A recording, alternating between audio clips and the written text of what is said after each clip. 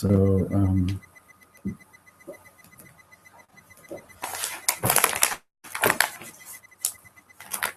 who doesn't have from last week and the week before?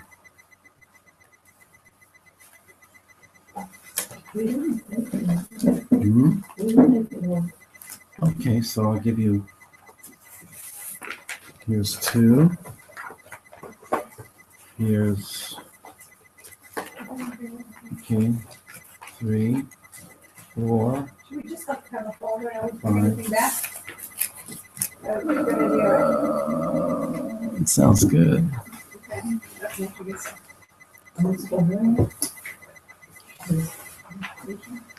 Okay. So that's last week. And it's after a whole week and after thinking about it, and I prepared new stuff. So, okay, but we'll start with a song.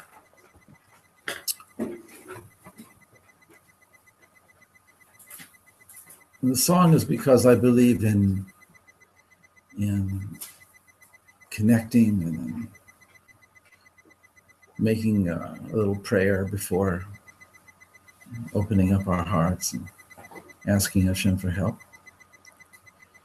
Actually, this one does have very, very few words. It's Ki Yeshuatecha Kivinu Kol Hayam. For your Yeshua, your salvation, we've hoped all throughout the day. Mitzapim Yeshua, and we're anticipating, we're looking, we're hoping for it. Ki Yeshuatecha Kivinu Kol Hayom, Ki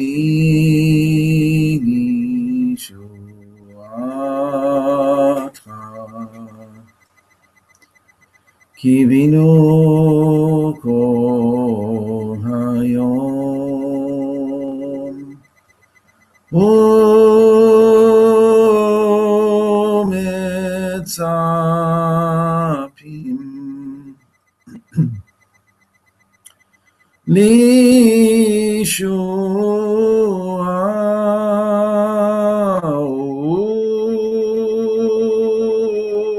U'mitzapim Lishua,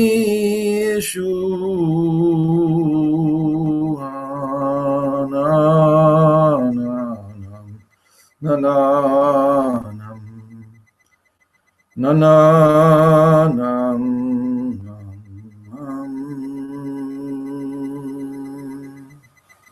Even if you don't sound, you can breathe with me.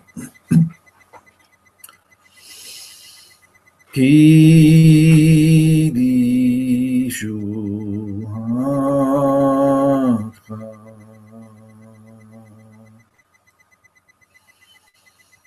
Kivinu Kol Hayom,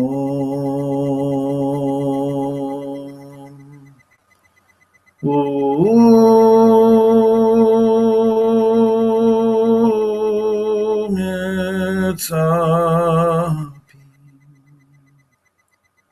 Lishua,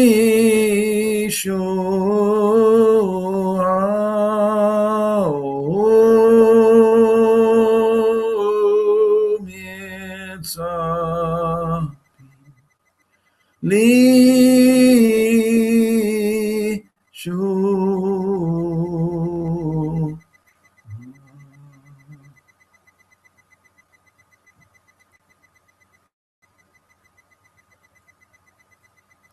I love this room, and I think it's a holy room, a sacred space.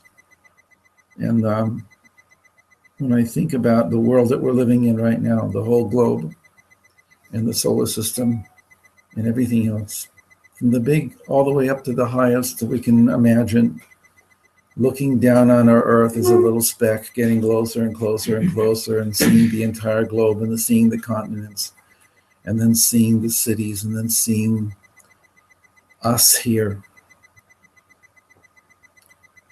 and what's going on in different parts of the planet, what's going on in people's minds, and the the confusion and the darkness. There's a verse in Yeshayahu Navi says, "Hine choshech yichase eretz, hachoshech yichase eretz va'arafel le'umim."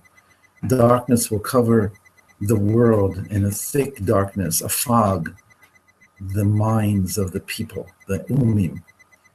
So it's already dark, and yet it's even darker because the way people are making it, are thinking, are experiencing it. There's a painting by Magritte. Magritte always juxtaposed opposites. He had a bird made of cement flying in the air. It doesn't work, but he does it, right? So another one of his famous ones is a quaint New England village, which is at night with the windows, the lights on in the windows and the lamps in the street, and yet the sky is light. The sky is a daytime sky, just juxtaposing two. So consider how much is going on, the billions of actions that are going on. Maybe what's different between now and back then is that maybe more things are going on, more people.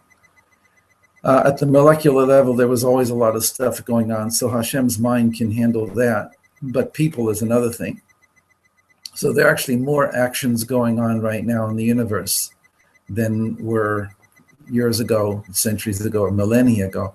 But besides that, there's a breakdown into smaller actions, and then smaller actions reverberate and cause bigger chain reactions. It's so complex. But just to be aware of the complexity of all the things that are going on.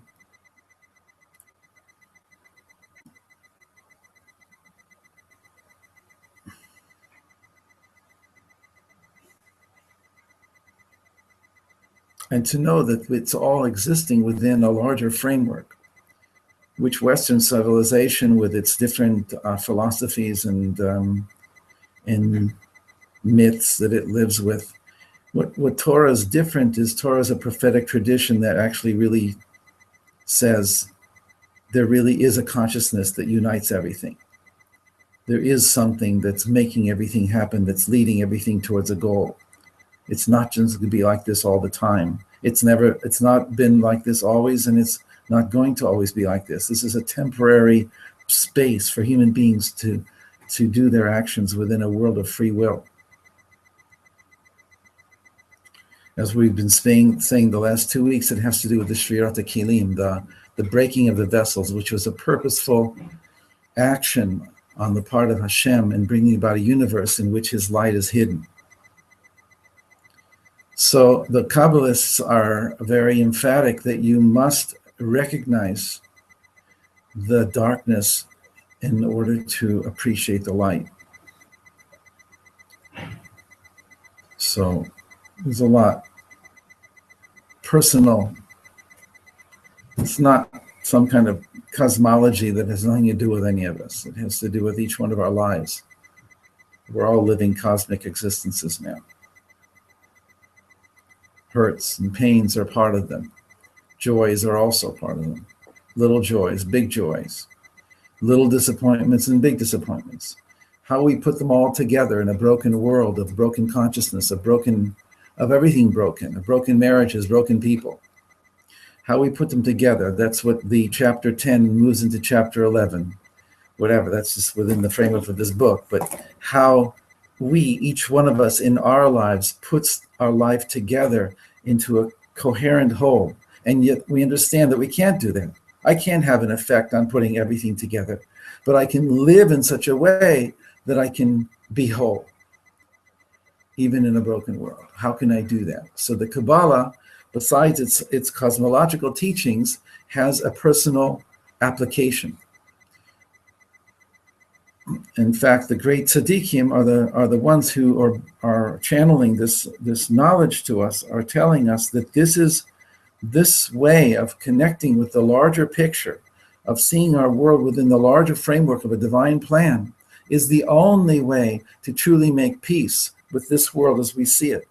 You need a higher reference point above and beyond this world in order to come back down into your daily life and to wake up in the morning and say, I'm really happy I'm alive. I mean, there are people who are not bothered by this, and therefore they don't need this because they can wake up happy. But if you start thinking about all the stuff, or you're looking at the news, or you're looking at what's going on, so you might be bothered by this. So the Jewish prophets are telling us that, yes, be bothered by it. Yirmiyahu was terribly bothered by the destruction of the temple and by the low level of his people, and he cried over it. And yet he was also, even though he's not called the prophet of comfort, Yeshaya is, but still, he had a lot of good things to say, because it's not all negative. It's the negative that's taking place within a larger framework of a very, very, very, very good scenario. And the more we're aware of that, the more we're aware of the larger dimensions of life, to the extent possible. It's not intellectual, academic, IQ type thing. It's a feeling thing. It's a heart thing. It's open your heart and know that there's somebody who's taking care of all of us, and connect to that. So that's my little introduction today. So here on the pages that you already have,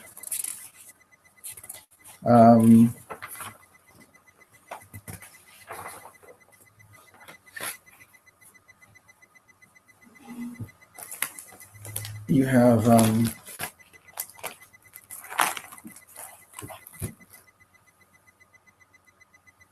a little bit of an additional information about this whole thing called the shattering of the vessels, in addition to what Rabbi Kaplan speaks about it, and since it's going into the sources themselves. Here in this set, and we may have reference to this today, but in the meantime, I'm giving out the second set. Here in this set, the first page is just quotes from Inner Space.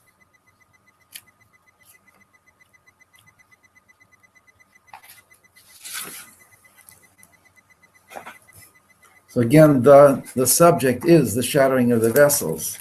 And what we want to try and get to is, what does that mean? What does it refer to? To the extent possible, in terms of the spiritual dimension. The idea is that Hashem brought the world into existence in a certain pattern or process. And it's something that can be studied and have, can be a very meaty subject. And so for a group like this, very loose, very, we're not doing this every day for 6 hours a day. We're just here once a week for an hour and a half. But I think a meaningful picture can be presented. And so if I give over details, it'll only be in order to help ground the information that I want you to have, the larger picture. Details, in other words, God is in the details type thing, is that we shouldn't be afraid of details. It would be a shame just to talk in generalities when we're talking about the Shvirat HaKelim, the shattering of the vessels. We want to get down to the nitty-gritty of what it was, to whatever extent possible. So there was last week's thing, and then there's, in addition, this week. So this week we have a few pages that I'm quoting here, page 81, 85, and 117.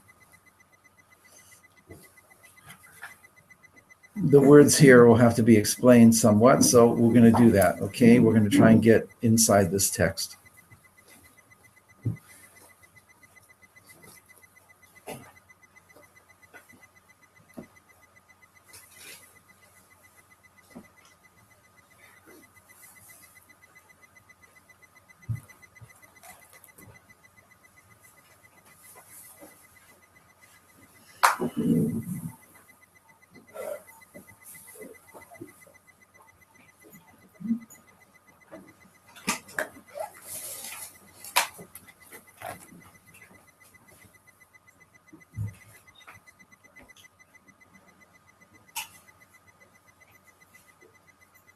So we've mentioned that there was a purposeful series of explosions, of breakages.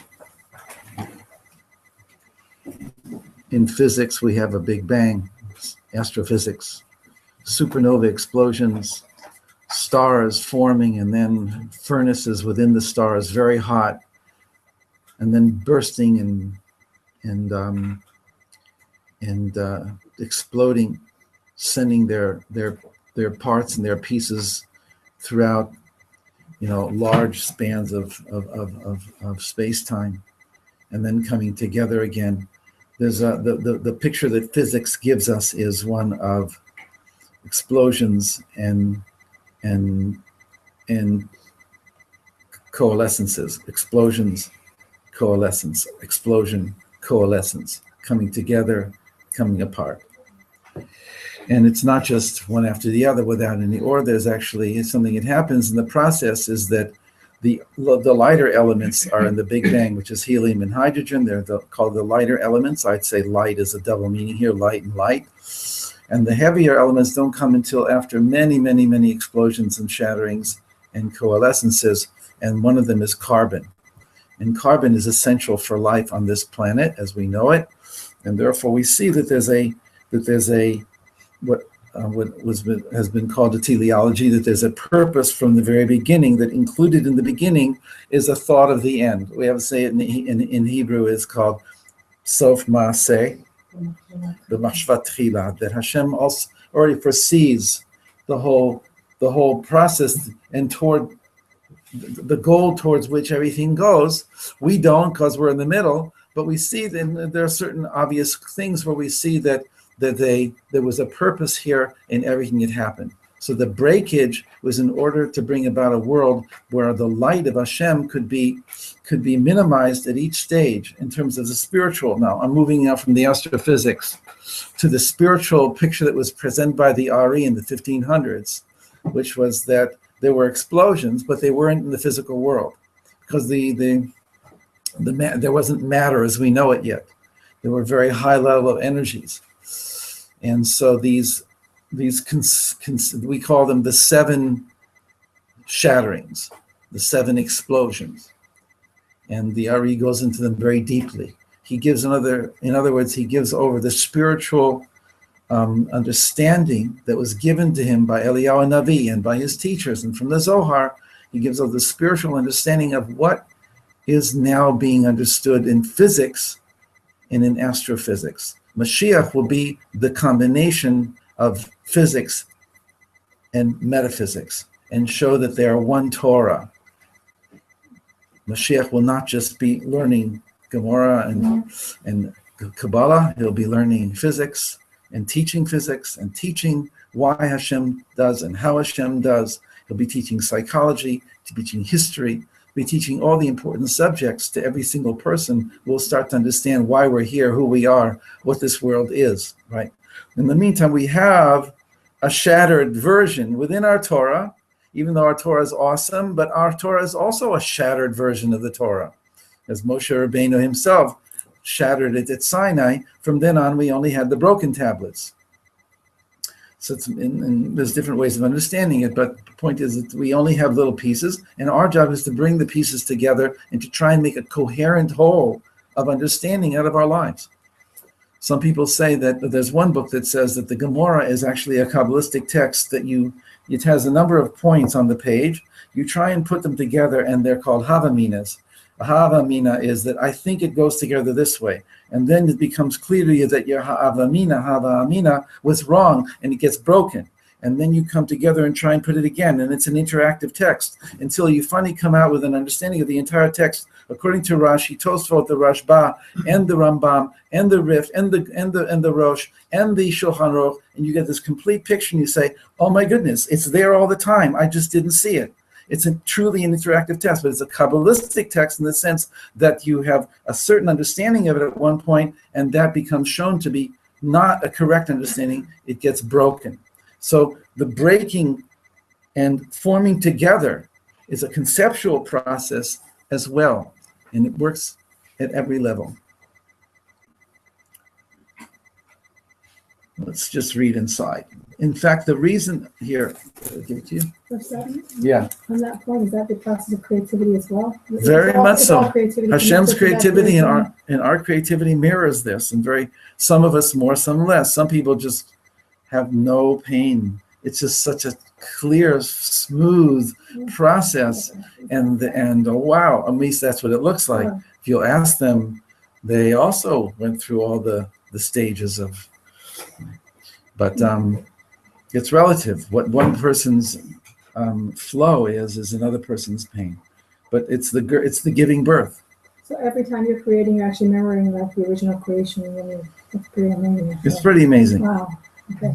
So what Torah is claiming that at the deep level of existence, everything is a Yud Kei Vav Kei. Everything is the stamp of Hashem on it, and it manifests in different ways. But okay, for the moment, let's read inside on page 81. In fact, the reason that the Sfirot of Nikudim, I'll explain, are called Malachin Kings is intimately related to their being separate and distinct vessels.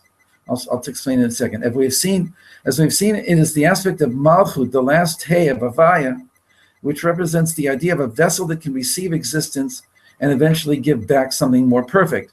In their primitive state as kings or vessels of Nikudim, however, the Sphira were only able to receive God's light.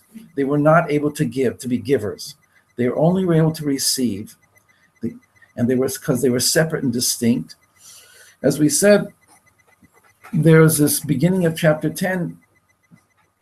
Rabbi Kaplan explains the part of the Torah about Yaakov having a vision of 3 types of goats. And one of them is called akudim because they have a band around their feet. And akud means banded or bonded, and in this case, banded. And then and nikudim is that they have spots. And akudim, and then brudim is they have streaks. So the Ari, based on the Zohar, says that this represents, now we're taking it away from goats and away from sheep, this represents 3 stages in the creation process. And there's even higher parts that we haven't even gotten to yet. That's chapter 12 and chapter 13. Since he's not giving us the whole picture yet, he's just giving us that at a certain point, there was a certain unified, bonded, banded level of light that Hashem wanted to give, to use to create the world. Then he forcefully broke it into what's called nikudot, into points or separate entities. He shattered the light in a series of shatterings. And that's why he refers here to call the Sfirot of Nikudim. The Sfirot are what he also calls the primitive universe, the broken Sfirot. And they're called kings, Melachim, because Malchut has to do with the idea of a vessel that can receive. But eventually Malchut has to be able to give, also not only to receive, but these were kings that didn't know how to give yet, they just knew how to take. And so there's a certain selfishness here. And it's an anthropomorphic thing on it, but for the moment, allow me to do this. Even when Elimelech is called Elimelech in the Megillat Ruth, Elimelech, to me is God, is kingship. And so the Ari applies this to the kings or to the vessels of the Olam Nikudot, that there was a certain selfishness. Each one wanted all of the light. So, as we mentioned also, this is called Reshut HaRabim. It's a concept of the domain of the many, where each one wants what it wants and it wants it now. The definition of ego. So it was a built-in flaw in these vessels that wanted to receive all the light, to swallow up all the light. This is the image that's given. Forget how to apply it. Forget where it's happening. It's an image, it's a conceptual image of something that wants to take everything for itself. And that's why there's a shattering. The shattering happens because it's built into them that they wanted it all for themselves. Because again, how much free will we attribute to these things is a whole story that's not simple.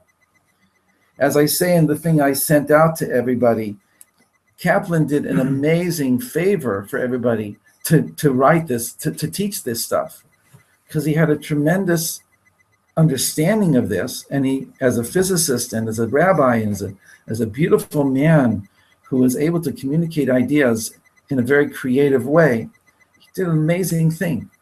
And I believe me, I'm very aware that I'm not in anywhere close to him. I've learned, I've looked into this forum, I've read this forum, I've learned them. What could possibly be given over from all these hundreds of pages of the writings of the youre in a few words in English? So I realized my limitations. And I realized the limitation of trying to explain a word here and a word there. But there's a point from my having brought this quote, so I want to tell you what it is. The point is, then there's 2 lines in Hebrew, and then there's 2 more lines in English at the end of this paragraph. So we'll read the English first. Without the additional ability to interact and give to each other, these so-called vessels, they could not fulfill their ultimate purpose as vessels. When God gave his light to them, they were overwhelmed and shattered. So his point here is that, again, this was purposeful and everything, but within the framework of these, of seeing ourselves as the vessel that wants God's light. If I see it that I want something only for myself, if I even catch a little bit of selfishness in myself, that's a leftover, that's a residue of something Hashem created in the early universe. My job is to overcome egocentricity and come into relationship with Hashem himself and with others. When we create a Reshuta Yachid, which is the domain of the one, where we come together and make a place where all of us can be together, and Hashem is the light that's inside of us, and we know that no single one of us is the center, but Hashem is the center, because that's why there was supposed to be no king in Israel, right? We asked for a king, and we said, okay, we'll give you one, but it's just going to be trouble. What I wanted was that Hashem, should be the king, the center of all of your lives, and every single one of you, and that Ish Oseh Yashar Be'einav would be a blessing instead of a curse at the end of Sefer Yehoshua and Sefer Shoftim. That everybody would do as straight in their eyes became a curse, because whatever was in my eyes was right was different in your eyes, and we didn't have a central thing that all our plurality was grounded in oneness. But the Torah is teaching us that I want you to have plurality. I want you to have separate existence. That's why I created the stage 2 called Nikudo. But I want it to be grounded in a deeper unity so that you're all part of it and conscious of it. So that's the ideas that we're playing with here. And part of that is the idea to be able to give to other, or to recognize the existence of other. But we see here a built-in ego factor. The 2 lines in Hebrew, one from the Zohar and one from Etz Chaim. The Zohar, the first line in Hebrew, V'kulhu almin itcharavu. All of the worlds, meaning to say the sfirot of the ancient primitive worlds that we're speaking about here, that the Midrash refers to as Hashem was creating worlds and destroying them before the present world. These worlds were destroyed. My time, why were they destroyed? Mishum da'adam lo titakan, because man had not been rectified yet. Ditikuna da'adam b'diukne kalil kola. So it's a code language that man had not been rectified yet. Adam. Ditikuna da'adam, for the rectification of Adam, b'diukne, in his proper form, kalil kola, includes all. So the technical explanation is that man is a complete composite being made up of many different separate aspects, but all working in unison, just like our bodies are many different organs within our body and systems within our body, but working in unison. So man represents, even the world is called Adam, because it's a system that includes many parts working in coherence, in resonance with each other. So Adam had not been created yet. The Ari explains, "V'hasiba ya lefi she'ayu bilti tikun dun." The dun is Aramaic for dacha v'nukba, in the Hebrew zacha v'nikeba. Adam really in the words of the Ari now is not just Adam. We don't know what that means. It's too vague.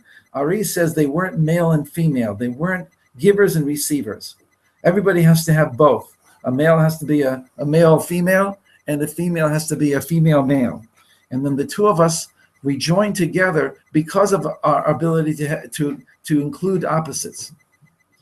So, Ad Sheba Hadar Melech Hashmini Ve'az Nitkenu. We learned about the 7 kings, that the 8th one was married. About the 7 kings, it says that they died. But the 8th king didn't say that he died. It rather said he was married. That you have on the first set of papers. You can just, if you don't mind going back to that for a minute.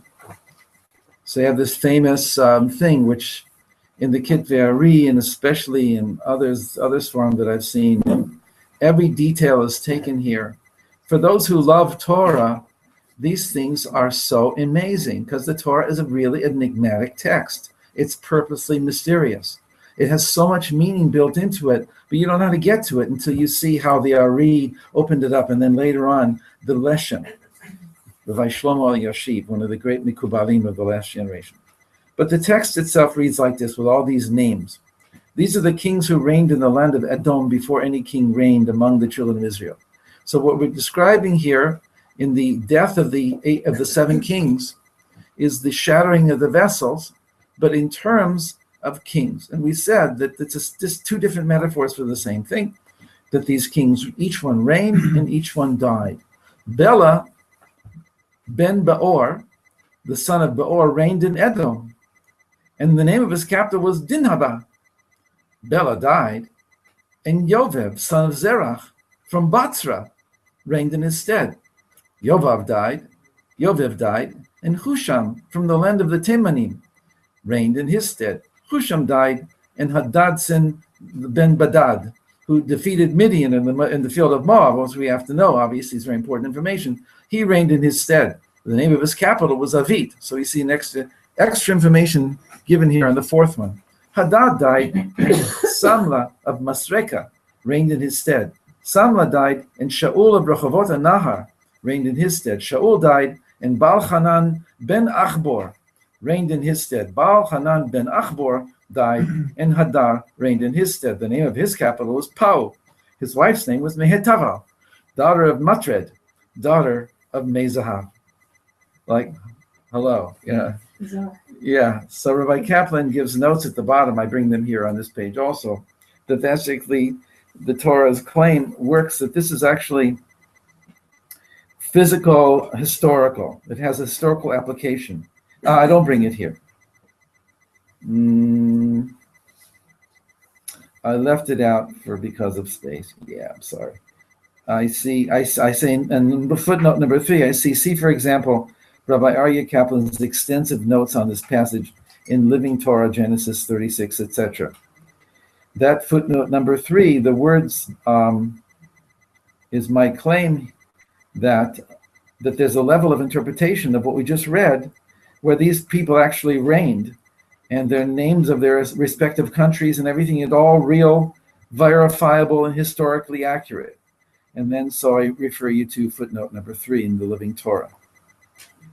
But the main point the Torah makes about them is that they ruled and died in succession, one after the other. This applies to all of them except the 8th, Hadar, whose death is not mentioned here. Thus only 7 kings are said to have reigned and died, exactly the number of vessels that shattered according to our oral tradition. So the oral tradition of vessels that shattered goes together, is connected with, is bound very, very intimately with this text of the Torah. The only difference between the 2 explanations is that the vessels and universes are said to have shattered and been destroyed, while the kings are said to have died. The 2 different metaphors for the same thing.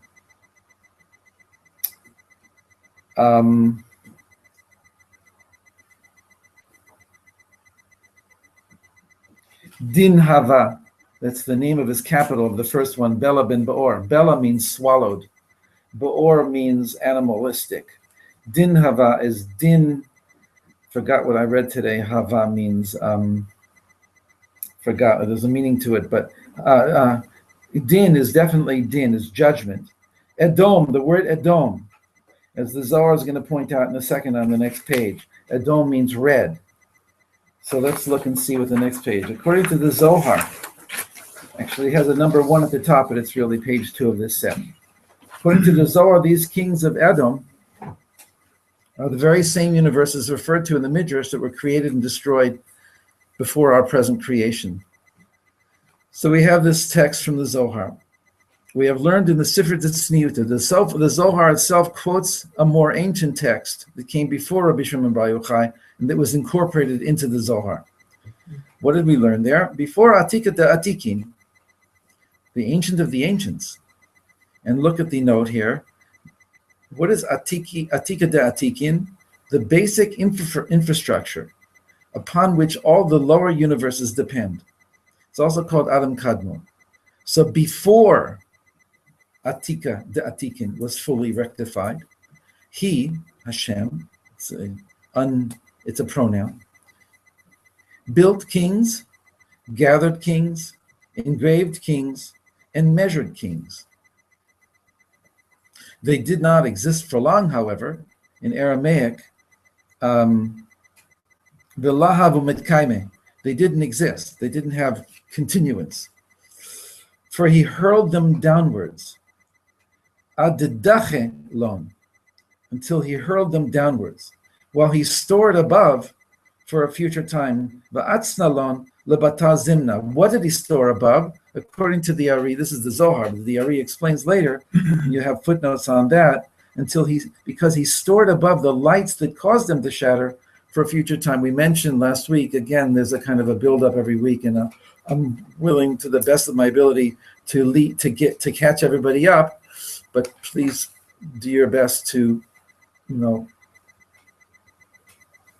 forgive me for digressing constantly, is that there is a concept called lights, vessels, and in between lights and vessels is what? Anybody remember? It's a nun. There's orot, there's kelim, and in between there's nitzotzot.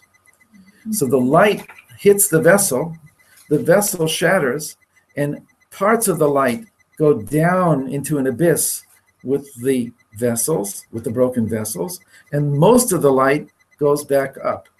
It's all, again, astrophysics does not talk like this. This is what the Ari was shown in Ruach HaKodesh in his time in the 1500s, given a way of seeing, being shown what the primitive universe, how it developed on the inside, an insider's kind of vision. If you'd had a microscope and you could see down deep into creation, you'd see the entire history of the world encoded in every cell, in every atom. So they gave that to the Ari. Again, we didn't have technology, we had inner technology. Are these sparks in the world we live in the universe? So the metaphor that's used nowadays is that everything has sparks in it from the original shattering. And that all of our davening and all of our Torah and all of our mitzvot and every good deed that we do involves elevating, and everything that I do, of my inner work that I do, my own feelings, my own emotions, my own lusts, and my own eating and my own sexuality, is that the Torah is saying you can lift it up. Don't negate it. You can lift it up. You're lifting up sparks. When you eat, you're a processing plant for a carrot. This carrot goes through you. You digest it. It gives nutrients to your body. The higher part of the carrot goes to your heart. The higher part of that goes to your brain. And then with your intentions, you're sending up the sparks that originated up very high and became this carrot. You're releasing them and having them go up. So when there's a certain watershed point at which all of the sparks, including all of Am Yisrael, that include, because we're sparks too. Everything is a spark. That all of us there'll be a watershed level at which point all the sparks will have been redeemed and elevated, and that's what Mashiach will come to finish that job. That's the building of the Mikdash. That's the transition to the next stage of history, of meta-history, of Messianic age, and then that's not the end also, and the Beit HaMikdash is even not the end. The whole world has to become Mikdash. The whole world has to become on the level of the sun, and the whole world has to be higher, because we came from a very high level, we came down into physicality in many, many stages, and the return trip will be awesomely joyous, because we go back with all that we've gained of the good that we came from. But sparks are really a metaphor. When you get right down to it, what's a spark? It's very hard to define. But the food is sparks, the table has sparks, the books have sparks, we have sparks, we are sparks, etc.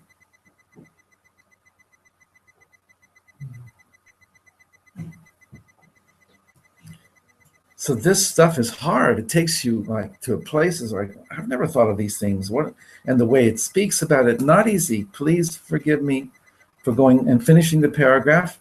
Any questions you have, please don't hesitate to ask them. He built kings, he gathered kings, he engraved kings, and he measured kings.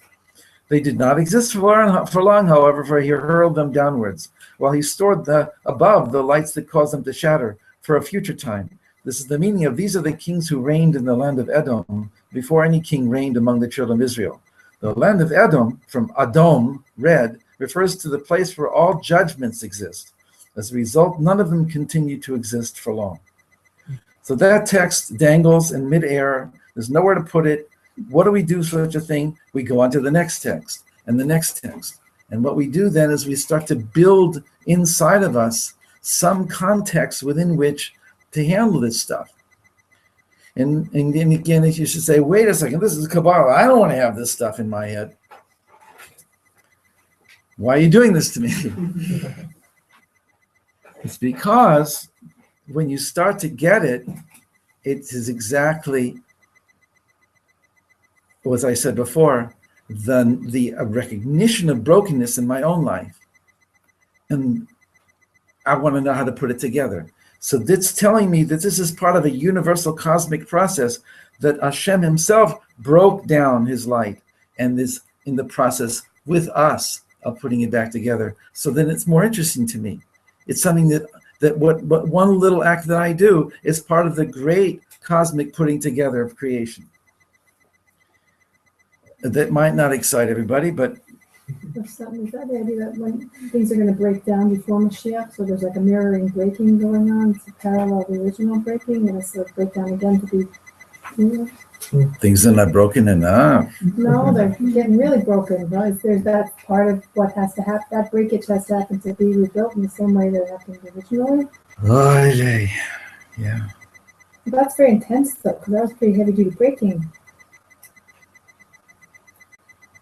Well, then if So- that's the case, then we should all be happy about all the things that are broken in our lives, because then we're part of the rectification of I everything. just think how heavy it gets. Yeah, it's gonna make the corner and then clean up.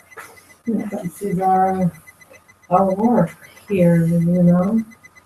It's awareness of the brokenness and the desire to put it back. Yishu'ata kivinu kol hayom. We've hoped for your salvation.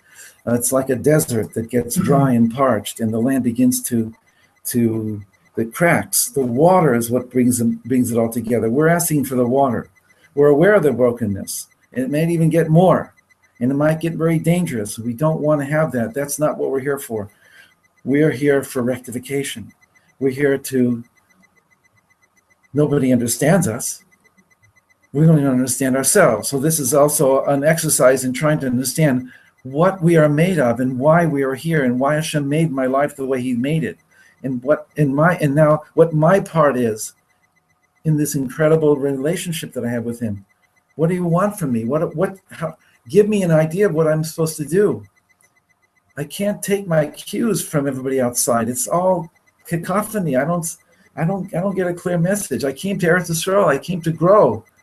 Please give me that inner connection that I need. Then I can serve you. And that has to be our cry. That has to be our petition. But that comes out of a deep pain that I don't see it. And then comes the water. The earth is sad with blackberry soil. Life is much easier outside Israel. Yeah. Let's enjoy the process. Yes, Yonatan. Isn't it inevitable? Nothing's inevitable except there's a process that if you're not busy being born. Okay. Wait, why didn't everybody knows the end of this? I'm not going to say that. Okay. If you're not busy being born, it's a famous line from Bobby Zimmerman. Zimmerman, he was the singer. Bobby Zimmerman, Bob Dylan. If you're not busy being born, you're busy dying. If you're not busy going up the escalator that's going down, you're going. So yes, there's a downward force in creation, but then there's something that picks you up sometimes. It takes you out of fate and fatality, and it gives you connection to your yi'ud, your destiny. It lifts you up to a whole nother level. You don't even know what happened to you, but Hashem is helping you. Hashem is allowing you to ride a wave. And then you know that everything is not just breakdown. Everything is build up. It just has to be hidden. It's like a picture, one in front of the other. This picture here shows breakdown, everything that happens wrong. Behind the scenes, everything is getting fixed. That's why there's a mashal about the crown of the king, that towards Mashiach, the whole crown is already finished. Now just needs what? To shine the final diamonds, and the crown is finished. On the pnimiyut, on the inside level of creation, the tikkun is almost completed. The Baal Shem Tov is always talking about this. I mean, I don't want to talk too much because I want to hear what you're saying, but the outside level has a downward flow and breakdown, and yet hidden behind that is another picture. That's what they connected to. That's what they're connecting us to. We can talk more about that, but it's an idea. You can use it. Yes. Okay. Next piece down on next on page is called Idrazuta. It's part of the Zohar again. It is written, "These are the kings who reigned in the land of Edom." This is the meaning of the verse. Another verse in Tehillim now is now going to help us understand the verse in the Torah. "For behold, the kings assembled. Ki hine hamelachim no'adu." All of a sudden, we thought this was a historical thing that King David was saying in Tehillim 48. We say it every Monday.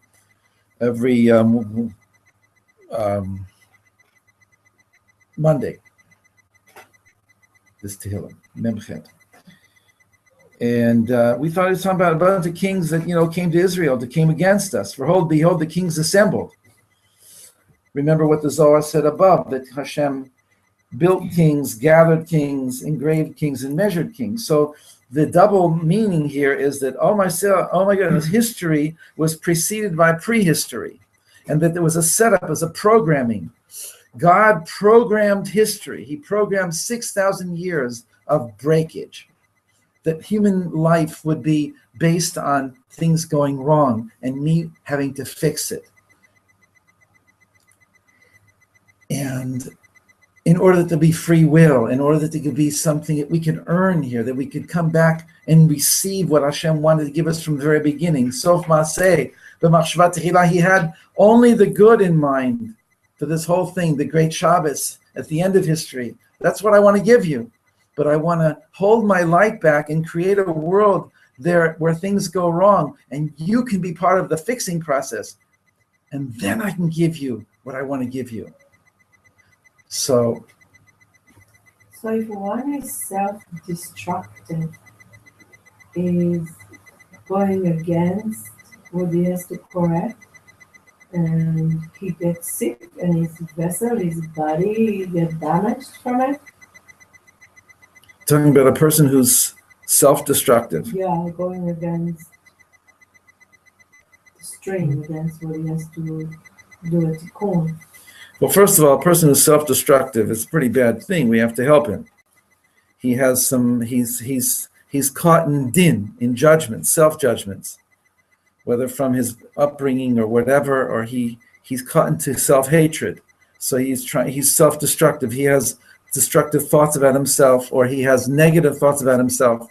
So we have to help him to come to a deeper level of tshuva, not through hating himself, but through loving himself, because his essence. If he's self-destructive, self-destructive, he'd be the same for his surrounding. We have to be more powerful than his destruction. We have to be more able to help him. Again, if he's dangerous to society, we have to take heavier steps.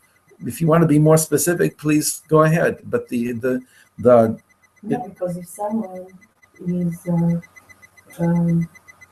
his vessel, his body also can be damaged if he's going against things that's happening in his life. He's not accepting what's happening, or he's not waiting for the hysteria to show him what's behind it. okay, again, it's not clear. If you want to talk privately, it's fine with me. I know it's fine. But to talk about the word self-destructive is very serious. If a person who's Because everything breaks, when we're supposed to repair it, I'm just thinking if this is what a person does to himself as well. Yeah. And they get sick. sometimes most creative person can have a self-destructive tendency. Because somebody who's more developed, they have a negative tendency that's even more developed than a normal person.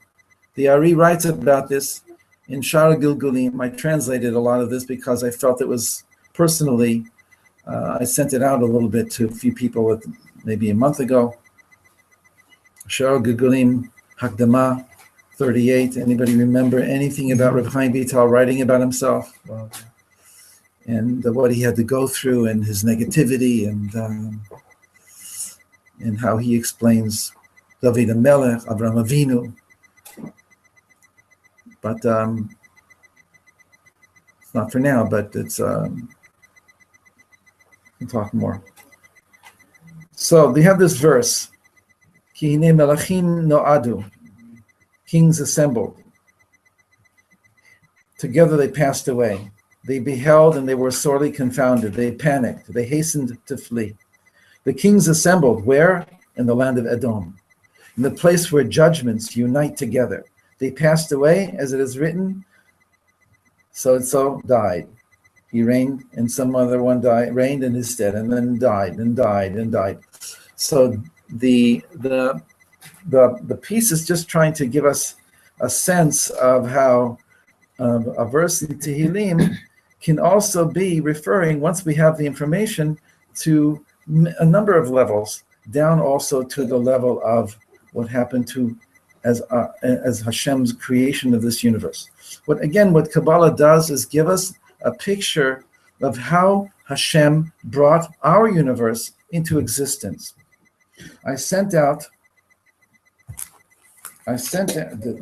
send it.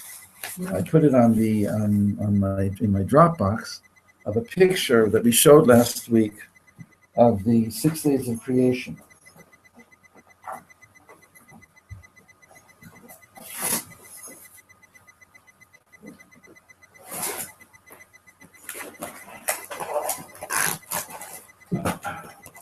See, I have a Dropbox, which I have all the audios and the PDFs that I have for class. So if anybody wants access to that, or ask me for anything particular, specific here, the 6 days of creation, day 1, 2, 3, 4, 5, 6. Why am I showing this now?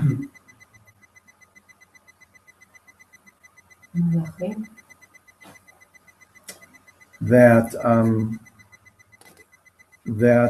between the downward process that brought us to here and brought us into history, and the upswing of the rectification process, the return to the higher light, is this broken history here, is the broken line, such that the point is that the Torah tells us how Hashem made the universe, that it came to where it is now, and gives us a vision of where it's going, so that we know that we have an eternal past, an eternal future, and that this is just temporary, and this gives us a way of looking at our life here as a mission that he sent us into this world in order to do something. It's not just, like I said, it's not always been like this, and it will not always be like this. This is a symbolic here of being within a larger context. So what I was trying to say is that Hashem shows us the steps down to our universe so that we can now work our way up. Somebody asked last week why it wasn't all in one shot, why it was 10 statements. It's because there's a logic to 10 statements. There's a development, there's an unfolding of a process. And if that's the insight that he gave us as to how the process unfolded to get to where we are, so we can then follow and trace back the process to go back to where we came from. So that's really what I wanted to say. I don't know if that really hits you as it hits me, but it's kind of an important point. Can I just ask a question please on that? So, last week when you were speaking about those stages down, you kept saying that something didn't go right here, and something didn't go right here, Right. something didn't go right here. On the way back up, are those things, are we meant to rectify all those things that didn't go right? Or are they still going to be messed up on the way up? No. This is a whole a chapter in the book, The Well of Living Waters, is the idea that something went wrong every day of creation in a very subtle way, which prepared the ground for the next stage and the next stage and the next stage and the next stage, that there could be a world where man could have free will and not know God. It had to happen that Hashem took more of his light out each time in order to create a world where he was hidden, that he could sit right next to us and we wouldn't even know it.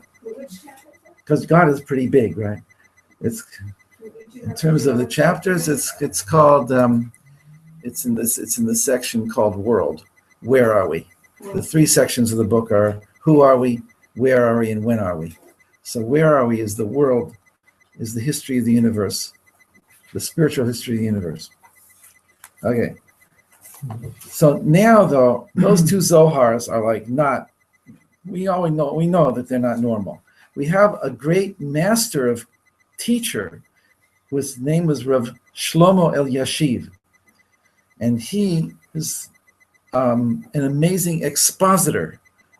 And he doesn't, unlike all the others, he didn't just say 3 words and leave the rest to us. He expanded the tradition and opened it up so that we could also get in. Because he held that from the year 1840, which was based on the Zohar, prophecy of the Zohar, from the year 1840, it was no longer, up until then, it had been important to hide this tradition. And it's a huge thing. It includes a lot of aspects, time, space, and consciousness. But from 1840 on, which is the year of 5600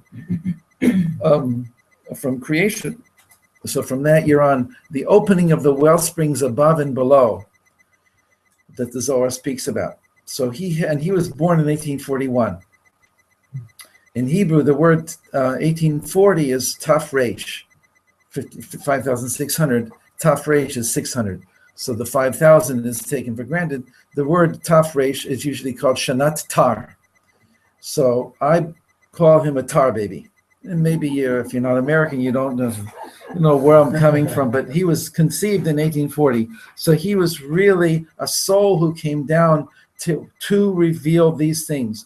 His grandson, Rav Yosef Elyashiv, passed away 2 years ago, was a great posek, who was also learned in this stuff much more than most anybody knows. But in the Ashkenazic tradition, that's always hidden. You asked me a question, I didn't answer it yet. Not right now, but I will. But why is it that we're allowed to learn these things now?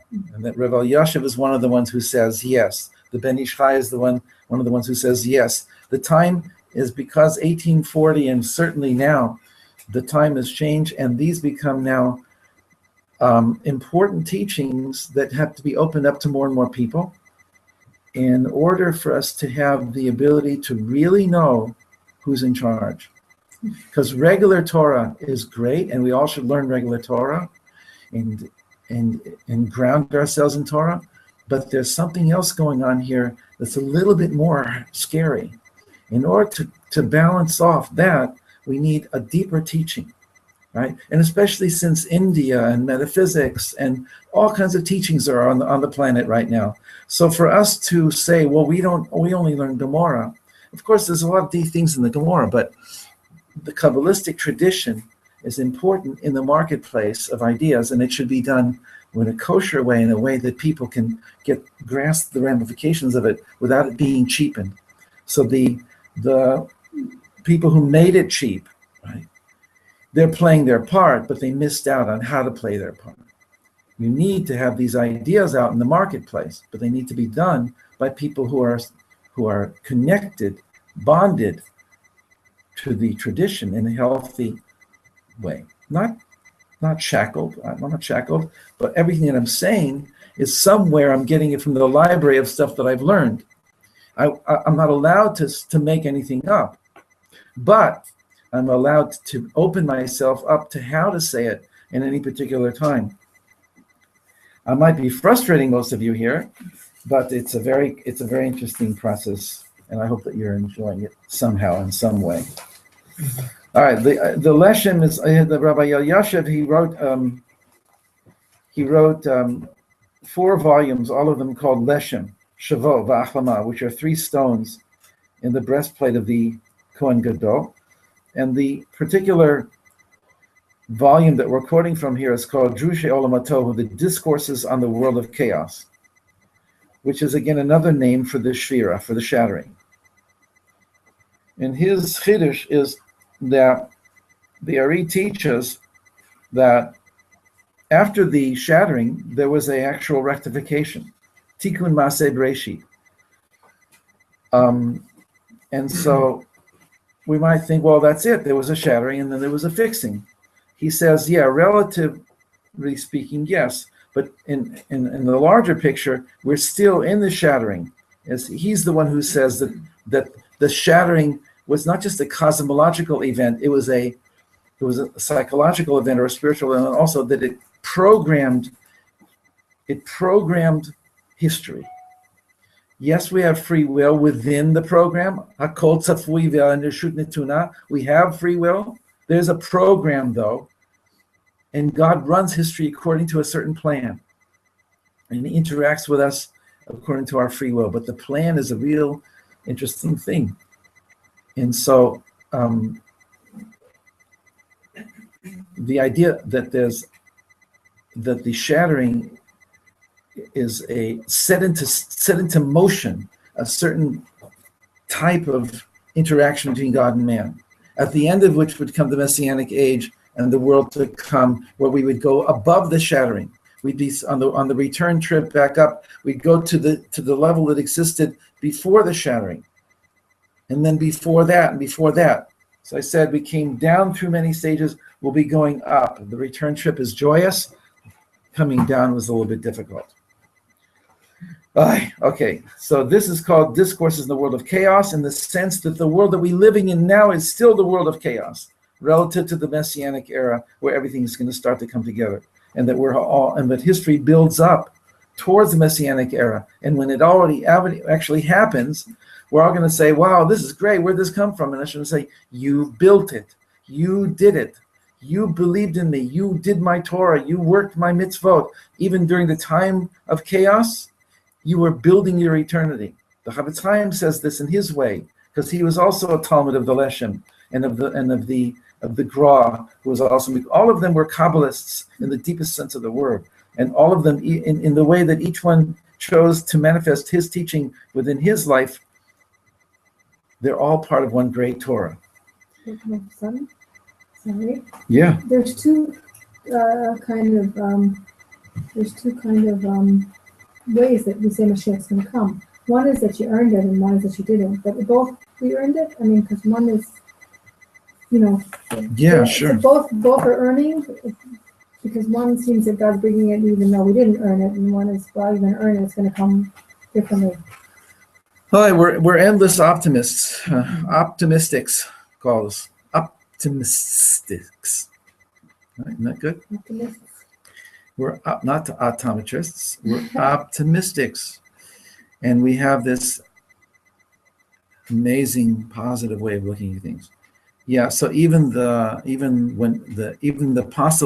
possibility of a negative scenario where Hashem will bring Mashiach despite us is also, we'll look back and see that there were tremendous things that have been done. The Yehudia Kadosh, one of the great Hasidic rabbis of Poland, a Talmud of or the Rebbe of Rabbunim of Pshisk, said, what did they do all those generations when they were blessing the moon? The moon is still lacking. What were they doing? So I said before that the crown is almost finished on the panimiyut, on the inside level of creation. Our way of looking at history is that they were building the panimiyut. What we see as the external world around us, and that we see it as 99% of reality, is really zero. It's 0.00999 of reality. The 199.99 of reality is the pnimiyut, is the inside level. It's really a hafuch type of thing where there's an expression that we say as Yeshuat Hashem Keraf Ein, Hashem's salvation will come in the blink of an eye. Well, you say, wait a second, how's that possible? Look what they left us. What were they doing all those generations? Look, they left us with all this like a broken world. So the answer is, what you see as a world is really just the external facade. Everything on the inside has been fixed already. It's all been done. It has to seem like it's not been done. That's the test. That's the test of emunah, of really knowing deep down that there is something here, that our lives really are meaningful. I can't do justice to all these things. I just love the ideas, but I need, on a one-to-one, I'm a little bit more coherent. And so I'm willing to meet with anybody who wants to talk, and we were invited to my home and Shabbos and everything. Let's see what he says. We see clearly from all the above that the kings of Edom, mentioned at the end of Vayishlach, that is to say, those kings who died, are verily the universes or dimensions that were created and destroyed prior to our present creation. This is the reason that each king is said to have reigned and died. Okay. This tradition about prior levels of or dimensions of existence is also alluded to in the well-known teaching, quote, it arose in God's thought to create the world with the attribute of justice. This is Rashi at the beginning of the Torah, and also in the Midrash. Rashi is quoting the Midrash. When he beheld that it would not have continuance, he brought forth the attribute of rachamim, of mercy, and joined it to the attribute of judgment, of din. So what the kings in the land of Edom, right? A code language of the Torah, Edom, red, judgment. Why did God want to create the world through fragmentation and shattering and judgment, and not with his love? So let's see what he says, and then we'll add if we need to. The fact that the thought to create the world with the divine attribute of justice preceded its being joined by the attribute of mercy corresponds exactly to the fact that these kings ruled in the land of Edom, of red. As the Idra above continues and states, the code word Edom refers to the place where all judgments are bound and rooted. This is why each king was destroyed and died immediately without suspension of judgment, i.e. without mercy. Since we might wrongly conclude that all the above involved a change of mind on God's part, destroying universes and building them, and destroying them and building them, Rabbi Elyashiv immediately warns us, none of this implies a change of mind on God's part. God forbid, rather the entire reason for having created and destroyed those prior universes, so that they become the primeval or primordial foundations and roots of the entire creation. So the Kabbalistic idea that he's presenting, this beautiful, is that there's a subtle level of creation that's being spoken about here. Subtle, what he calls ontological roots. before you get to a physical world, which is coarse and gross, there's subtle levels that God is working at. And it's used, the descriptions are descriptive words such as explosions and shatterings, etc., and kings dying, etc. But these are only now, what we have to do with these is to take off the outer covering and go inside. Now, I don't know right now if we can do that, but I'm saying the idea is, oh, I see, there's a concept here. And so it's given over in a dramatic way, but what I need to do is to get to the kernel of it. And that's what I was saying before about that it has to do with me, my life. But perhaps even more what I'm trying to say now is that there's a subtle level of thought, of contemplative thought, where I can imagine lights and vessels. I can imagine the light. Hashem breaking up the light. Because too much light prevents a vessel from coming into existence. And the Ari himself says that even the vessels are made of light. And there's a whole thing that he does there with, which is like, it's such good stuff. But I'm asking everybody at least to know that what's called going inside. What we're going to try and learn here for the rest of this page, let's go inside. Let's do it quietly. Let's do it with an attempt with a prayer. So creating and destroying these prior universes was so that they could become the primal, primordial foundations and roots of the entire creation.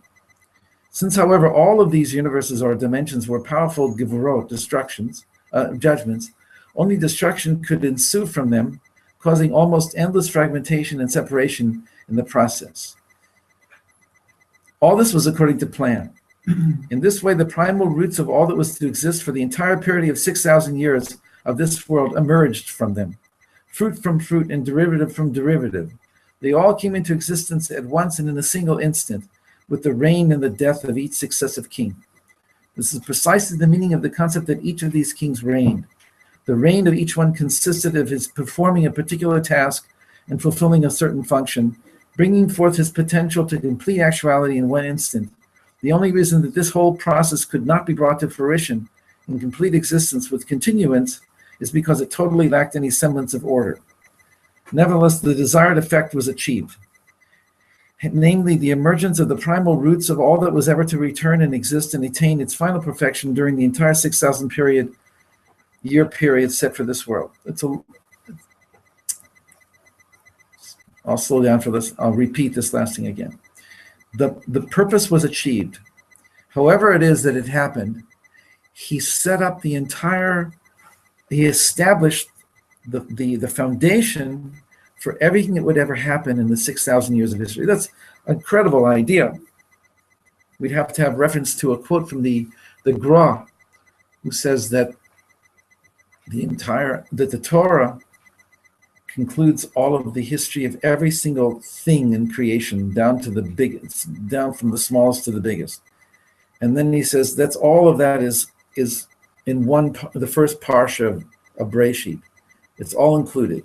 And it's all in the 7 days, included in a much more zip fashion, so to speak.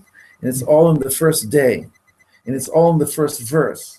And it's all in the first word. And it's all in the first letter, the point and the dot in the first letter of the Torah. So they take us back to the idea that everything is in a seed root, subtle form, and it includes everything before it unfolds. There was a physicist named David Bohm. I have a book in which a number of, there's websites with a lot of his stuff on it.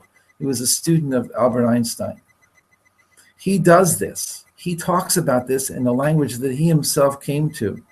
I don't think he had any access to this material, but he talks about implicate order and explicate order.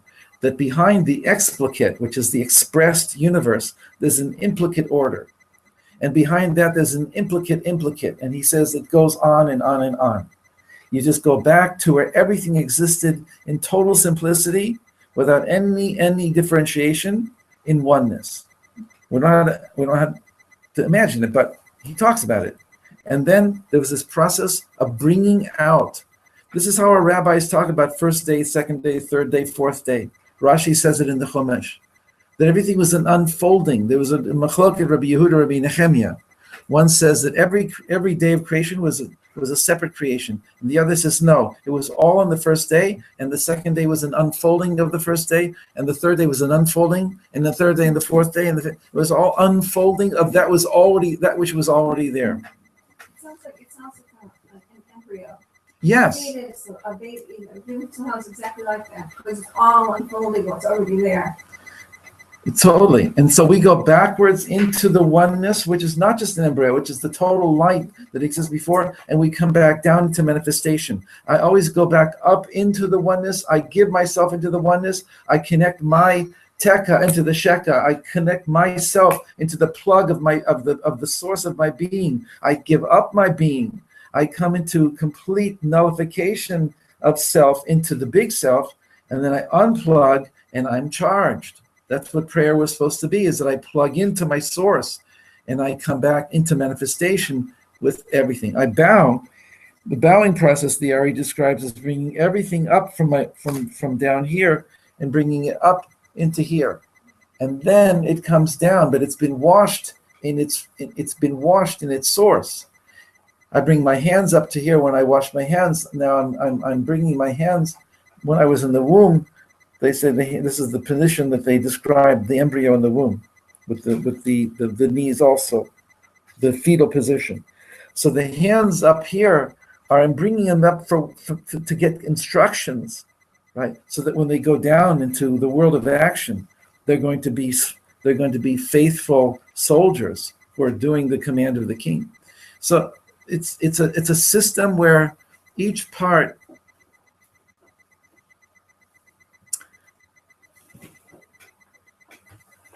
Is this that accelerator they have in Europe? the accelerator, they're right? looking for that. That's what they're also going that way in physics. They're looking for the smaller and smaller sources. No, they're looking to heat up matter to temperatures that existed in the early universe. But isn't that in pursuit of something That's- beyond the existing physicality that they know now? Sending an electron around and so to bang into another one. They're And trying to transcend physicality now to find a different level of it, right? So they're looking for that same, they're in pursuit of that same love. yes. In other words, And yeah. which shar of the Arish says, ושאלה בדעתו של הקדוש ברוך הוא צמצם את עצמו. So שאלה בדעתו, this is all the creation that you said. But I don't remember which book. The Zohar says, Kad slik beru'ute, when it came up in his will. And then the Ari explains this in the beginning of Etz Chaim, the beginning of Shara Hagdamot, and the beginning of Mevo Sharim, all three books. There's even more. There's a lot of repetition in the Kitvei Ari. But if you want, I could find you a specific place. I have the books in the United States. You can always write me an email and I'll give you anything you want. So the main point here was that everything roots up into a plan, and then as we come back down into the reality that each one of us lives in the world that we live in, we know that we're coming down in order to manifest that plan within the world. To connect to the plan means to connect to the king. Like a mitzvah connects you to the mitzvah. A commandment connects you to the commander. So you become part of the rectification process. So that's his one point here. It maybe didn't exactly do what I wanted to do, which was to go inside. It didn't lend itself to it. But the point that he wanted to make, I'll just finish off the last indented paragraph. We thus learned that all that Hashem did before the 6 days of creation, during which time the kings of Edom reigned and died, was not for naught, God forbid. Rather, it was all a preparation and a foundation for the entire creation that was to ensue. Hashem doesn't make mistakes. He wanted to create an environment where he's hidden, so he did it through this way. So this is basically the message of this thing. It can be read over again. And you can, if you ask specific questions. It's too much now to go on with the next thing that I did for this week, but there's 3 pages here, and you have them if you want them. They're quotes from Inner Space. The second page is a quote from the Ari directly, which would probably be a little bit difficult for everybody here, including myself.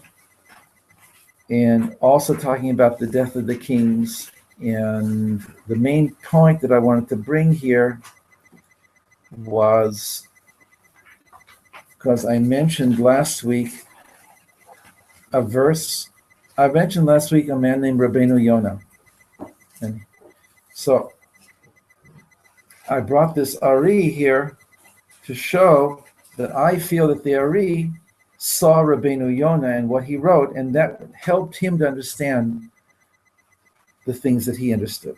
So Rabbeinu Yonah at the bottom of the page on a verse in Mishlei is L'ta'ava yevakesh nifrad b'chol tushia yidgala.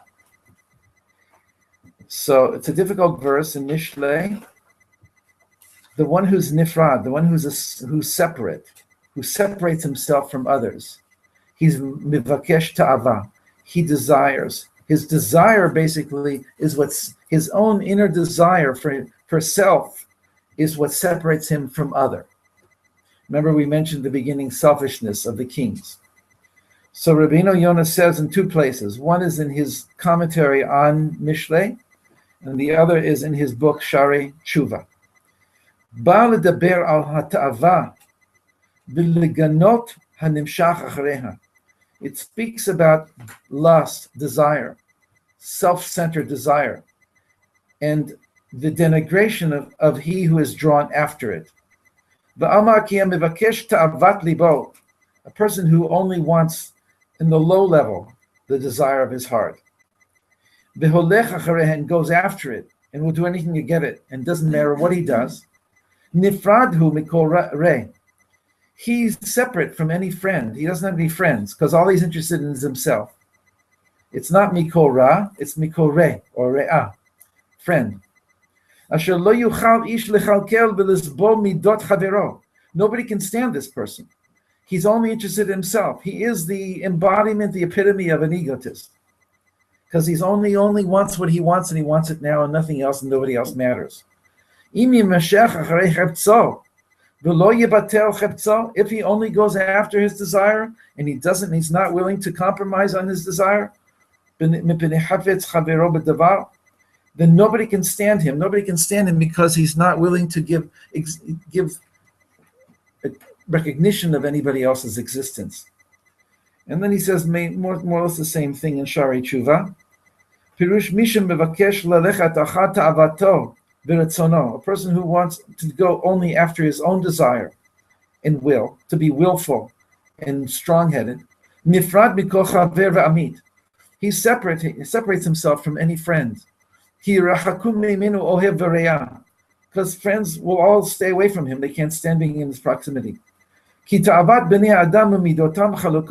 the desires of every human being are different. And nobody has the same desire as another. On the other hand, if a person goes according to his consciousness, not just his desire, but consciousness, then he'll have friends because he knows that he's working on a higher level. Have many beloved friends. So I saw here on a societal level what the Ari is talking about on the primeval level of the shattering. Why, how, all that, I have to think about it. But I just wanted to show you that when you read something like this, it resonates in you, and you can see resonances of it in the writings of the Ari, even though the Ari is talking about up there, and Rabbeinu Yonah is talking down on the ground. But you see that basically what I got from this, that it's happening at the molecular level, it's happening at the level of our bodies, of our psyches, it's happening as on a societal level, families, it's happening national level, it's happening on universal level. In other words, you see the same principle applies. Breakdown, fragmentation, and coming together. I'll just say one more thing and then we'll end. There's atoms. Atoms join together to make molecules. This is not something that just happens, because we know that secular academians want to prove that this is like normal for something to come together. It's not. It's more normal to break apart, entropy. But atoms come together to make molecules. Now, they're still atoms, but it's like a bunch of violins who are now part of a symphony orchestra. It's not just a bunch of violins anymore, and it's certainly not this violinist and that violinist. They're now working together. They are still violinists, they're still atoms, but they're atoms now that are part of a molecule. Molecules come together to make a cell. That's a higher level of organization. Cells come together to make organs, and organs come together to make organisms. And Am Yisrael is the representation on the planet Earth of an organism that is the highest level of conscious participation in one goal, which is to become a Reshuta Yachid, a domain of the one, to make a temple for Hashem, that we become the temple. So there's an evolutionary thrust here upwards into more and more powerful conglomerations. But at a certain point, the natural thrust ends and it becomes now a matter of choice. We have a choice to become part of the breakdown or part of the buildup. So we have a big job. I don't know how we're going to fix Daesh or whatever it's called, ISIS. I don't know how we're going to fix America, Europe. It seems to be getting worse and worse. And what we're talking about here is things getting better and better. I don't know how Hashem is going to do it. A Mashiach, a Ruach of Mashiach is coming into the world, a Ruach of consciousness, of awareness.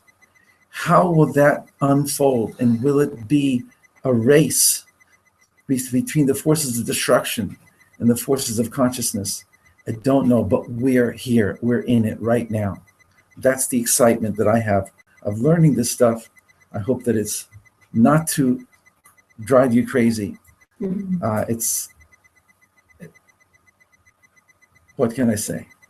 Can you speak about that scheme getting married?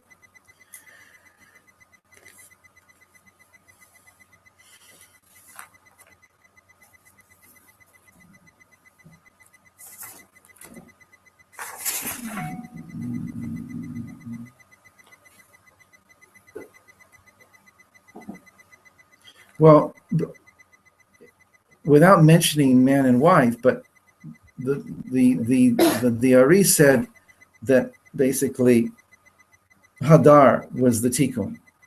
He's the beginning of the rectification process because he was married. We can go into her name. It's an amazing name. There's not much I can say on my own. I'd need the books. But her name was Mehetaval.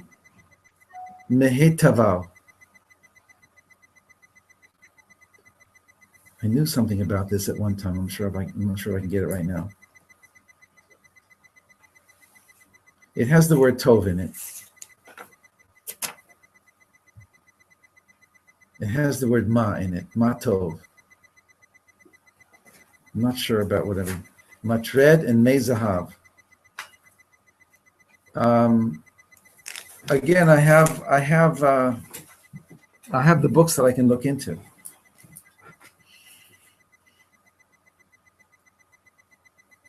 I can't just say the idea that he brings out himself.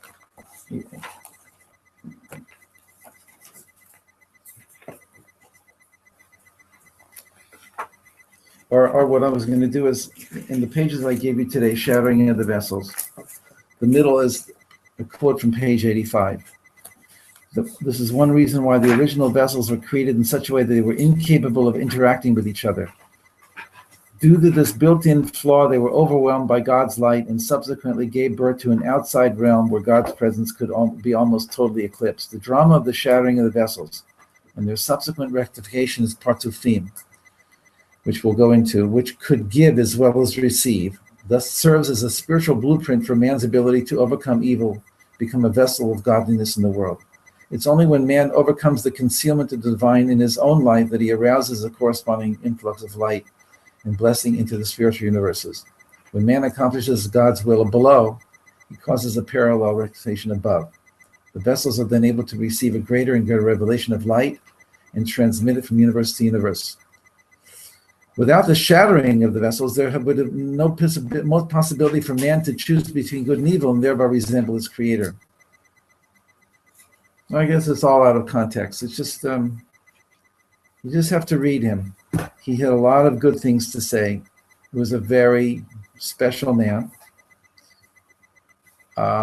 Here, his point is at the end, and this thing that is that the insight that he had is that Hashem made the universe in such a way that if he would have made good and evil, then there would have never have been a way to fix evil. But he made good that fell and became the source of evil. And we then lift up and elevate and rectify and bring it back to what it really is. So that's such a beautiful idea that evil is, there's no intrinsic evil.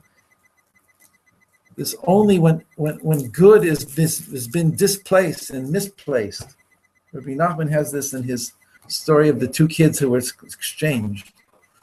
At the part of the story where the real king goes into the garden and sees that there's everything is out of place, and he puts everything in place, and he sees finally that the throne should have two roses on the top and the back, and one of them is missing. It's down on the floor, and he puts it back, and everything is able to sit in the throne. Everything becomes perfected. It's just good out of place, and our job is to. So, in a sense, it's very ecological. It has to do with our personalities also. Even sometimes the worst part of me is because it's the most wounded part. So that part, when it's healed, when it's brought into full relationship with the rest of my personality, when my adult self is able to bring up and to embrace my little self, my little boy who was hurt and who's making all the trouble in my life and who doesn't allow me to have any peace, but he now can be helped by my adult self. So I become better all around because now I have a part of me that I was missing until now. So the Torah of the Ari that goes into the Baal Shem Tov and the Ramchal and the Gra, it's an amazing Torah. I don't know how much more time we have, how many more weeks we have for this particular class, but I hope that we can stay in touch afterwards. The Ramchal is the third page here, which is an attempt to explain the shattering of the vessels in his terminology, and it's an incredible text, and I want to learn it with you. I hope that you'll try on your own beforehand. There's a sefer called Dat Tvunot, a very important sefer from the Ramchal, and the end of it is called Klalim Rishonim. Now, during the book, the Dat Tvunot, every once in a while there's a note, see klal such and such. And so you go back and forth and you see that the klalim are the Kabbalistic way of saying what he was saying in regular language in the Dat Tvunot. So you have a very, very rich thing to do here. It's very, very helpful. Is that translated in English? No. Not at all? It's not done? Really? Dat Tvunot is translated by Shrav de Silverstein Zatzal. It doesn't really do justice to it. It's a very difficult thing to really get the juice of it, but it does exist. These volumes, this is part of a 15-volume set that was brought out by the student of Rabbi Dessler, Rabbi Chaim Friedlander, and he brought these books out into the world. He has tremendous notes and introductions. And he brought this into the yeshiva world. And now Rav David HaKohen, the Rosh Yeshiva of Hebron Yeshiva, is bringing Ramchal Torah, deep Ramchal Torah, into his books. So the yeshiva world is being flooded now with, okay, guys, now it's time to start understanding a deeper Torah. Okay. I don't know. We'll go as long as we can, right? Until just before Tisha B'Av. Oh, but then, okay. Or whatever. I don't want to do the summer. No, actually, the truth is, I'm not sure. I didn't talk to him, and I didn't see him tonight. And whenever the session ends, it ends. And But then you start again after. And Elul. Oh, you teach Elul, you teach Torah for the Shana? I can't help but teaching Oh gosh, that would be Torah. exciting. Okay. I have a question, but when it brings down the Kings right there, why is that brought right there in that specific parsha? You'd think that it'd be in great, like, it's very interesting why the Excellent. placement, why Right. there? Yeah. I'm sure there's a reason, yeah? No, they're great questions.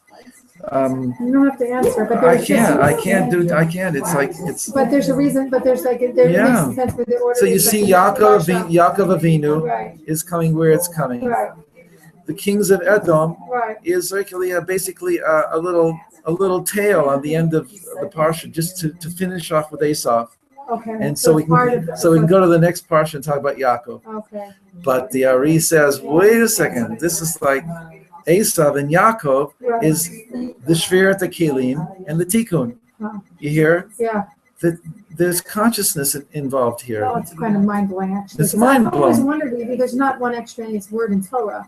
You know, like so then you have this ridiculous list of kings of what the heck, you know, it's hard to understand what that's doing there, but now you have an understanding of what it's doing there. There's obviously a reason. We understand that we don't understand. Right, you understand what you understand, but there's things, yeah, it's nice to know that there's understanding behind the non-understanding. Let me ask everybody to sign and put a check by your name or add your name Rav Sutton, what book comes and after the and 30 shekels for the yeshiva, okay?